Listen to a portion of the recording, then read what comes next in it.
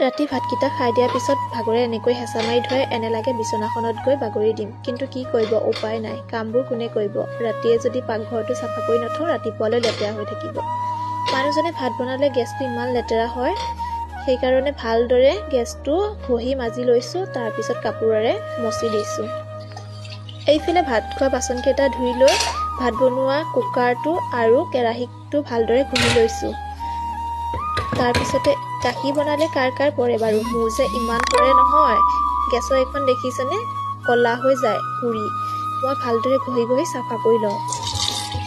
ঘঁহি থোৱা বাচনকেইটা ভালদৰে ঘঁহি চাফা কৰি ধুই ল'লোঁ। কেৰাহীখন যে দেখিছে তলৰ মাজত ক'লাকে, সেইখিনি আকৌ লেতেৰা নহয় দেই, সেইটো পুৰিহে এনেকুৱা হৈছে। তাৰপিছতে বাচন ধোৱাৰ পিছত বেচিনটো ইমান লেতেৰা হয়, সেইকাৰণে ঘঁহি ভালদৰে ধুই ল'লোঁ।